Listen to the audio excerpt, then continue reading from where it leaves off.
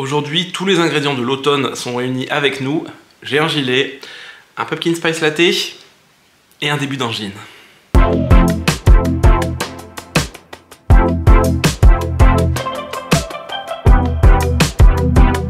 Eh bien salut tout le monde, j'espère que tout va bien pour vous. J'espère que votre Pumpkin Autumn Challenge se déroule bien. De mon côté ça va, même si je suis un peu lent, mais souvent c'est comme ça, hein. Je suis un peu lent au démarrage et après je trouve mon rythme de croisière. Bref, aujourd'hui je voulais vous parler de quelques lectures que j'ai faites récemment. Des lectures qui rentrent toutes, je pense, dans le pumpkin, sauf que je n'avais pas prévu au départ de toutes les mettre dans ma palle. Bref. Aujourd'hui, je vais vous parler principalement de 3 graphiques et aussi d'un énorme roman que j'ai reçu en service presse. D'ailleurs, je pense qu'on va commencer par les services presse et après je vous parlerai de mes lectures entre guillemets perso. Et on va commencer avec un service presse que j'ai reçu hier matin, que j'ai lu hier matin et pour lequel j'ai eu un énorme coup de cœur. Genre vraiment, on va commencer par le top du top. Hier, j'ai reçu de la part de Glénat Anna et l'Entremonde. C'est la nouvelle BD de Si, qui est scénarisée par Marc Dubuisson. Et je sais même pas quoi vous dire tellement j'ai adoré cette lecture. J'imagine que vous connaissez déjà Si, qui est entre autres l'autrice de Radium Girls, dont j'avais parlé en vidéo lors de sa sortie, je pense que c'était l'an passé, BD que j'avais vraiment adoré. J'avais vraiment passé un super moment de lecture, et donc Si revient aujourd'hui avec donc Anna et l'Entremonde, qui est un nouveau projet qu'elle mène donc avec Marc Dubuisson, qui est aux commandes du scénario. D'ailleurs, pour la petite histoire, au départ c'était vraiment un projet de Marc Dubuisson, et il a demandé à Si son avis sur le scénario, et il a dit qu'en aucun cas c'était vraiment pour qu'elle le fasse avec lui, mais juste pour avoir son expertise. Et quand Si a lu le scénar, elle lui a dit ok bah attends, moi je suis grave partante, et voilà, ils se sont lancés ensemble sur ce projet. Anna et l'Entremonde, c'est une BD qui sera en 4 tomes, et donc le premier tome sort le 21 septembre et j'ai eu la chance de le lire en avant-première. L'histoire de Anna et l'Entremonde débute dans notre monde, puisque on y retrouve le personnage de Anna ainsi que son meilleur ami Domingo, qui vivent dans les îles Canaries. On est en 1492 et Anna et Domingo gagnent un petit peu leur pain en chargeant des bateaux. Et Anna et Domingo vont se retrouver à devoir charger le Santa Maria, donc le bateau de Christophe Colomb, qui veut partir sur la route des Indes en passant par l'ouest. Et nos deux compères, malgré eux, vont se retrouver bloqués dans le bateau alors que celui-ci eh bien, va commencer son périple. Et malheureusement, leur bateau va atteindre les bords du monde, parce que oui, la Terre n'est peut-être pas ronde dans cette BD, et le bateau va chuter donc dans ce qui est le bord du monde. Anna va alors perdre connaissance et se réveiller sur une plage dans un autre monde, dans un monde qui s'appelle l'Entremonde. Et l'Entremonde, c'est un monde qui est un petit peu au pivot de tous les autres mondes qui existent. Vous imaginez tous les mondes qui peuvent être à ce niveau-là. On a l'Entremonde qui est en dessous, et donc tout ce qui tombe des mondes tombe dans l'Entremonde. Anna va alors vouloir se lancer dans une quête pour retrouver son ami Domingo, ainsi que peut-être d'autres membres de l'équipage qui auraient survécu, mais pas mal d'obstacles vont se dresser sur son chemin. Je vous laisse découvrir tout ça par vous-même. Vraiment, j'ai adoré du début à la fin l'histoire de Anna et l'Entremonde, que ce soit aussi bien par le style graphique de Si, qui est toujours aussi sublime. On a des planches vraiment en aquarelle absolument grandioses. On a l'impression qu'elles sont toutes fraîches, qu'elles sont vraiment qu'elles viennent d'être peintes. On arrive même à distinguer l'eau, la peinture qui est chargée en eau. Vraiment, les planches, elles sont magnifiques, elles sont pleines de couleurs, pleines de dégradés. Moi j'ai trouvé ça absolument sublime. De base, je suis un énorme fan du style graphique de Si. On retrouve d'ailleurs des planches dans des tons un petit peu mauve, violet, qui est donc la couleur que je préfère, mais qui est aussi une couleur qui rend extrêmement bien en aquarelle. J'ai trouvé ça vraiment sublime. Il y a le souci du détail sur chaque planche, les effets de lumière sont incroyable, mais dans tous les cas ça ne me surprend pas parce que Si est une grande passionnée du clair-obscur et ça se ressent vraiment dans son travail, et j'ai été très touché par toutes les planches. Et au-delà des planches, j'ai adoré l'histoire, j'ai adoré tous les personnages, j'ai adoré tous les dialogues, je me suis marré du début à la fin. C'est vraiment bien écrit, c'est brillant, c'est plein d'humour, et en même temps il y a de l'émotion, il y a de l'action, il y a du suspense.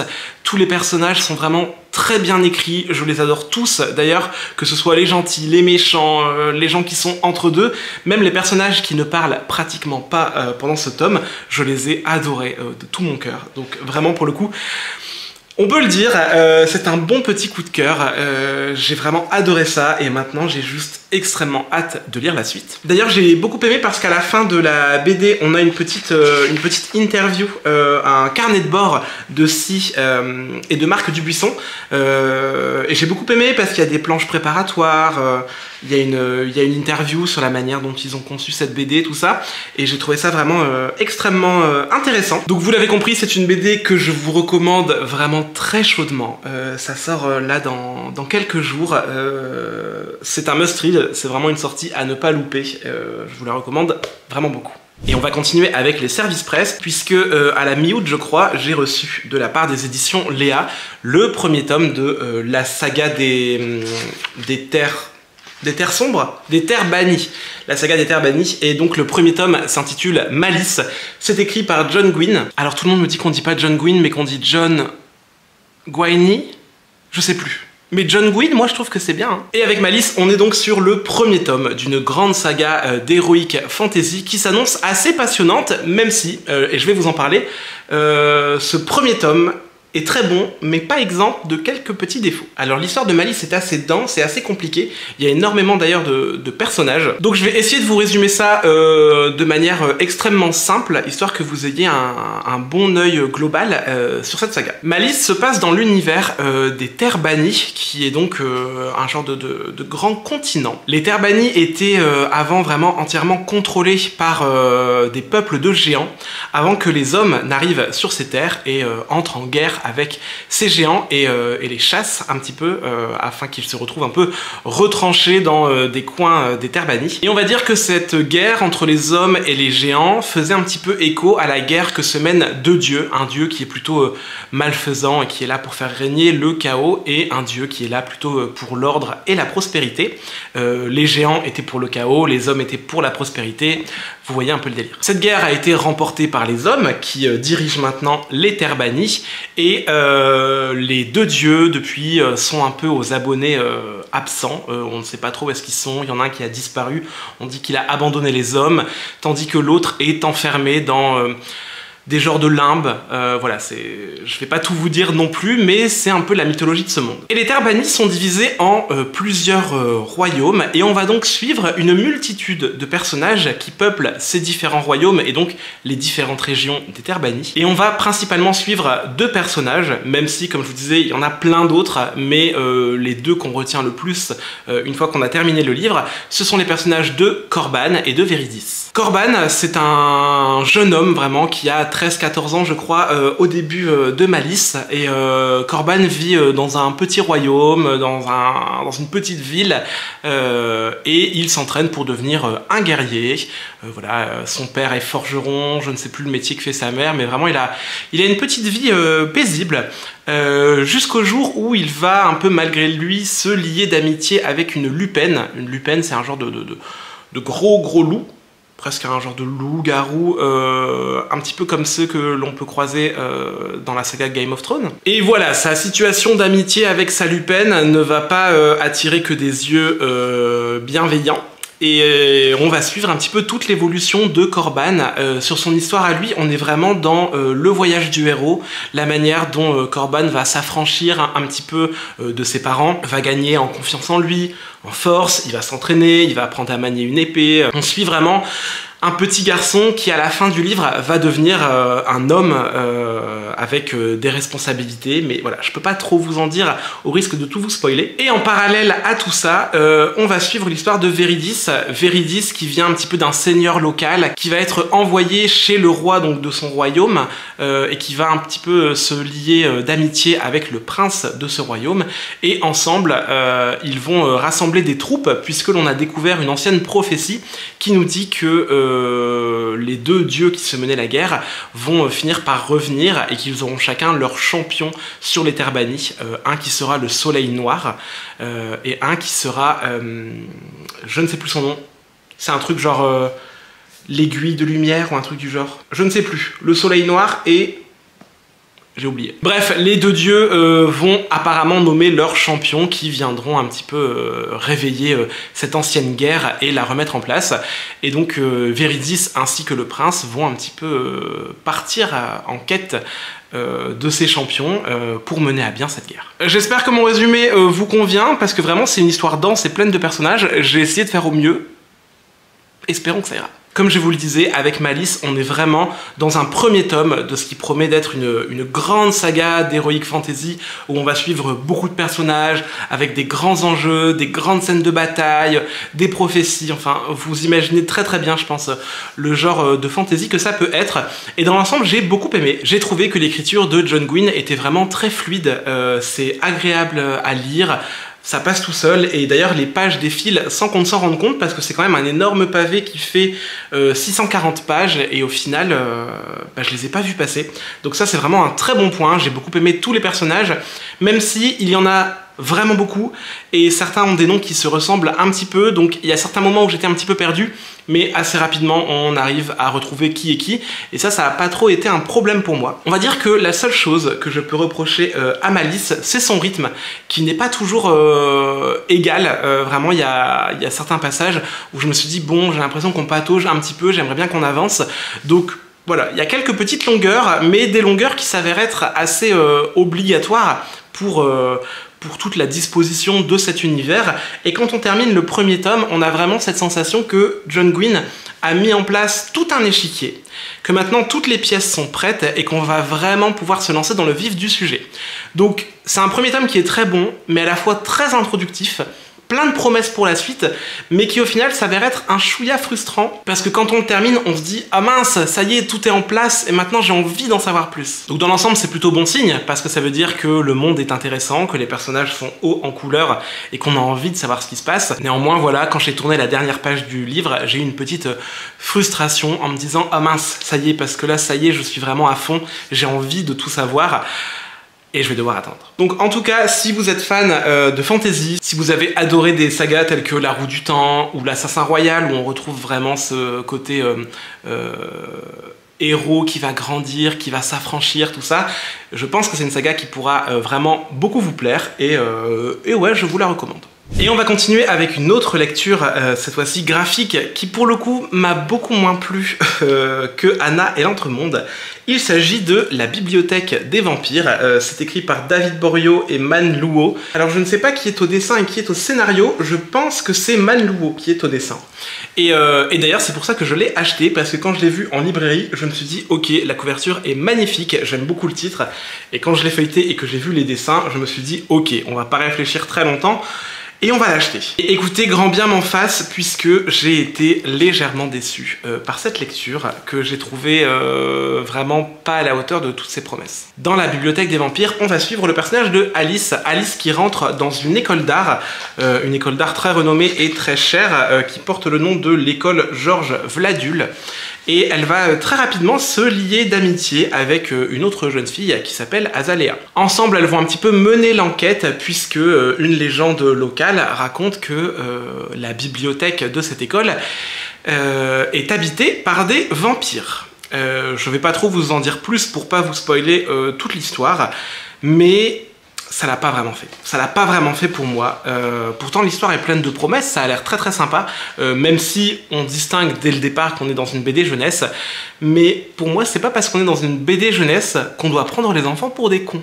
Parce que pour le coup, autant les dessins sont absolument sublimes, et là-dessus j'ai absolument rien à redire, parce que c'est un régal pour les yeux, et voilà, rien que pour ça, je lui ai quand même mis 3 sur 5 sur Goodreads, parce que voilà, le dessin sauve toute la BD. Mais le scénario, qui aurait pu être vraiment très bon, puisqu'à la fin il y a un petit twist que j'ai trouvé assez intéressant, mais le scénario n'est absolument pas mis en valeur du tout. Déjà parce qu'on est dans une BD, et dans une BD les dialogues c'est important, parce que c'est ça qui va venir narrer toute l'histoire, et j'ai trouvé les dialogues d'une insipidité assez extraordinaire, puisque rien n'est crédible. Rien n'est crédible, on est quand même sur des enfants qui discutent entre eux, ils ne parlent absolument pas comme des enfants. Genre, j'ai trouvé ça absolument pas crédible. On a des expressions qui sont sorties d'une autre époque, une manière de parler qui est absolument pas cohérente avec l'âge ou l'époque dans laquelle évoluent ces enfants. Et puis surtout, l'histoire n'est pas très cohérente, puisque Alice est mise au courant par son amie Azalea de cette histoire de vampire, mais on ne sait pas du tout de où Azalea tire ses infos. C'est la seule de l'école qui semble être au courant, mais bon, tout le monde va la croire. Elle s'infiltre dans l'école une nuit, elle découvre tout ce qu'il y a à découvrir, et on leur dit « Ah là là, vous êtes vraiment forte d'avoir découvert tous les secrets de l'école !» Elles n'ont rien découvert du tout, en fait, elles sont rentrées dans l'école et elles ont vu ce qui s'y passait. Genre, comment est-ce que ce secret a pu être gardé aussi longtemps alors qu'il a été si simple à découvrir? Et puis de où est-ce que Azalea avait ces infos? Enfin bref, j'ai trouvé que c'était pas crédible, l'histoire était vraiment très mal amenée et tout évolue beaucoup trop vite. On a une BD qui fait combien de pages? Qui fait 50 pages. Si on avait pris le temps un petit peu d'étaler cette histoire sur 100 pages, voire 150, je pense que ça aurait été déjà beaucoup plus agréable et beaucoup plus crédible, parce que là vraiment tout est fait en un tour de main. Et on se retrouve à tourner la dernière page en se disant « Ok, j'ai l'impression qu'on m'a raconté une histoire en avance rapide x15 ». Et voilà, j'ai trouvé que c'était raté. Et c'est vraiment dommage parce que le dessin est magnifique, l'histoire est pleine de promesses, mais la narration est vraiment bancale. Donc voilà, petite déception pour moi. J'aurais bien aimé connaître la suite, mais je pense que je ne m'offrirai pas la suite. Après c'est tout, hein, on ne peut pas tout aimer, et voilà, pour le coup moi... ça m'a pas trop plu. Après, je pense aussi que je suis peut-être un petit peu dur avec cette BD, puisque je ne suis peut-être pas le public cible. On sent que c'est vraiment une BD qui est destinée à la jeunesse, donc peut-être que les plus jeunes aimeront beaucoup cette histoire et l'apprécieront à sa juste valeur, mais je trouve que, quand même, on prend un peu les enfants pour des teuteux, parce que on peut raconter une histoire avec plus de subtilité, même quand on s'adresse à des enfants. Et on va terminer cette vidéo avec une dernière lecture graphique qui pour le coup m'a énormément plu, même s'il y a 2-3 choses qui m'embêtent un petit peu et j'aimerais bien vous en parler. Puisque je l'avais commencé l'an passé et j'avais un peu arrêté cette saga alors que j'ai tous les tomes qui sont sortis jusqu'à présent. J'ai repris ma lecture de Blue Period de Tsubasa Yamaguchi. Je vous en ai beaucoup parlé à l'époque où j'avais reçu les premiers tomes et où je les avais découverts. Dans Blue Period, on va suivre le personnage de Yatora qui du jour au lendemain un petit peu décide de se lancer dans des études d'art et il va préparer le concours pour rentrer à Gaidai, qui est l'école d'art la plus sélective de Tokyo, voire du Japon. Et on va suivre voilà, tout son apprentissage dans le milieu de l'art, les concours, le stress et toutes les rencontres qu'il va faire dans ce milieu-là. C'est un manga que je trouve vraiment très riche, très intéressant et puis très original parce que des récits de vie comme ça dans une école et toutes les problématiques qui y sont liées, c'est pas un sujet que j'ai vu très souvent abordé dans le manga et ici c'est vraiment ramené avec brio. Avant de me lancer dans la lecture des tomes 5 et 6, j'ai relu les tomes 1, 2, 3 et 4 parce que je vous avoue que je ne savais plus exactement où est-ce que j'en étais. Donc je me suis dit que j'allais tout relire et donc j'ai découvert les tomes 5 et 6, à savoir que j'ai encore les tomes 7, 8, 9 et 10 dans ma bibliothèque, donc je vais les lire très bientôt. Et écoutez, autant j'avais beaucoup aimé les tomes 1, 2, 3, 4, autant le tome 5 en particulier a été un véritable coup de cœur parce qu'on a vraiment un tournant dans cette histoire et on va découvrir le personnage de Yatora avec beaucoup plus de profondeur et d'émotion et c'est quelque chose que j'ai beaucoup aimé dans ce tome 5 et le tome 6 marque un petit peu la fin du premier arc de ce manga puisque le tome 6 se termine avec la fin des concours d'entrée pour Gaidai.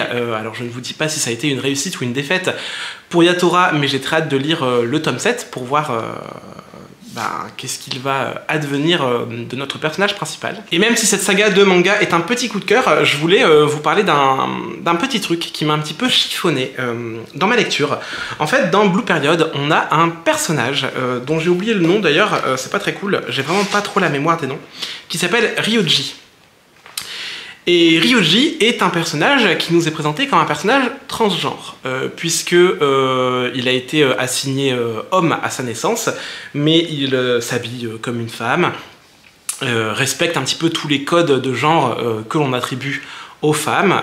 Voilà, il a les cheveux longs, il se maquille, il a des vêtements très féminins, il drague les hommes, tout ça, enfin...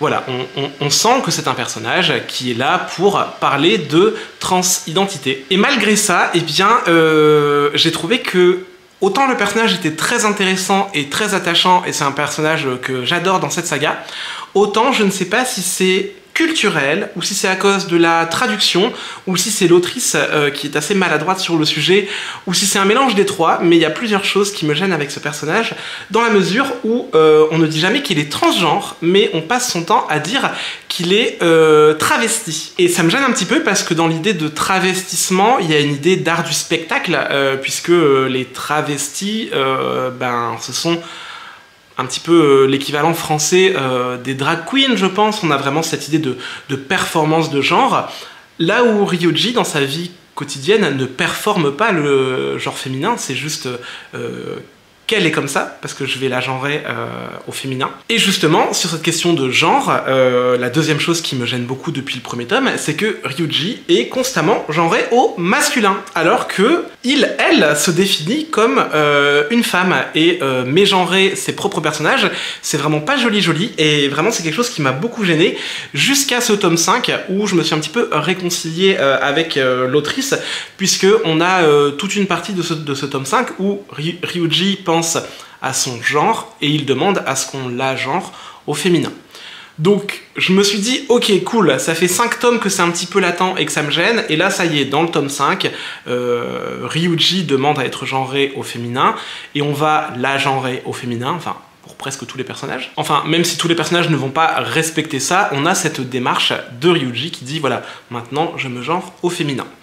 Par contre, on continue de parler de travesti, et j'espère vraiment que ce sera vite corrigé, que ce soit dans la traduction, ou alors si c'est vraiment l'autrice qui utilise ce mot-là. Mais voilà, je trouve ça un petit peu dommage, parce que c'est un manga qui aborde plein de questions très intéressantes sur l'identité, sur qui on veut être, et faire des maladresses aussi énormes au niveau des termes qu'on utilise, c'est un peu dommage. Malgré tout, ça reste un excellent manga, et comme je vous ai dit, j'ai très hâte de lire la suite qui est dans ma bibliothèque, donc je pense que dans les semaines qui viennent, je serai très certainement à jour. En tout cas, si vous ne vous êtes toujours pas lancé, je vous recommande vraiment de vous lancer dans Blue Period si le sujet vous intéresse, parce que ça fait du bien de lire un manga, voilà, récit de vie dans lequel on peut se projeter, parce que voilà, même si vous n'êtes pas sensible à l'art, on retrouve des questionnements par lesquels on est tous passés, ou par lesquels on passe tous en tant que jeunes adultes, et voilà, moi j'ai trouvé ça très intéressant, et puis c'est hyper joli à regarder. Là-dessus, on arrive donc à la fin de cette update lecture. Je pensais faire une vidéo assez rapide, et j'ai l'impression d'avoir parlé pendant des plombes. Le montage va encore être assez ardu. J'espère en tout cas que ça vous aura plu, et que ça vous aura peut-être donné des idées de lecture. Pour ma part, moi, je vais vous laisser, et puis je vais aller me replonger dans la Maison des Feuilles, parce que je ne l'ai toujours pas terminé, et le mois de septembre avance à grands pas. Il serait peut-être temps que je mette un petit coup de pied au derrière. Et puis avant de vous laisser, j'en profite pour remercier tous les membres du Patreon qui continuent à me soutenir. Voilà, merci beaucoup à toutes et à tous. D'ailleurs, si vous êtes intéressé par le Patreon, le lien est en barre d'infos, mais je vais pas vous le répéter dans chaque vidéo parce que ça va faire un peu propagande à force. Là-dessus, comme d'habitude, eh bien, je vous souhaite de très belles lectures, prenez bien soin de vous, et on se retrouve très bientôt dans une prochaine vidéo. Ciao.